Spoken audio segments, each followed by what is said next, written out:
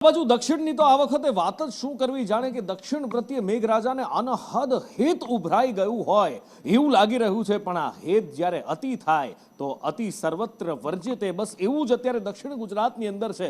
ઓળઘોળ થયા છે મેઘરાજાને, એટલું હેત વરસાવી રહ્યા છે કે નદીઓ પૂર્ણ ઉફાન પર વહી રહી છે। આ નવસારી જિલ્લાની પૂર્ણા નદી છે, બે કાંઠે વહી રહી છે। રૂલ લેવલ પર દેખાઈ રહ્યું છે કે નદીનું જળસ્તર ખૂબ ભયાનક સ્થળે પહોંચી ચૂક્યું છે અને જ્યારે પૂર્ણા, અંબિકા કે કાવેરી આ ત્રણમાંથી એકનું જળસ્તર વધતું હોય છે ત્યારે સ્વાભાવિક રીતે નવસારી શહેર અને આસપાસના ગામોના ધબકારા વધી જતા હોય છે।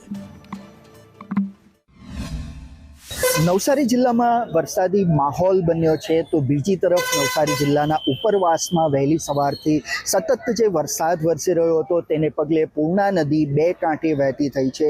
સીધા જ દ્રશ્યો હું આપને પૂર્ણા નદીના બતાવવા માંગીશ। હાલ જે આપ દ્રશ્યોમાં જોઈ રહ્યા છો એ પૂર્ણાનો ધસમસતો પ્રવાહ આપને દ્રશ્યોમાં દેખાઈ રહ્યો છે। ત્યારે વિશેષ રૂપે જો કહેવામાં આવે તો નવસારી જિલ્લાનો જે ઉપરવાસનો વિસ્તાર છે, સુરત ગ્રામ્ય વિસ્તારની અંદર મહુવા તાલુકાનો જે વિસ્તાર છે, સાથે જ ડાંગ જિલ્લાના સુબીર તાલુકા સહિતનો જે વિસ્તાર છે ત્યાં ભારે વરસાદ વહેલી સવારથી ખાબક્યો હતો। તેને પગલે પૂર્ણા નદીના જળસ્તરની અંદર સતત વધારો થઈ રહ્યો છે।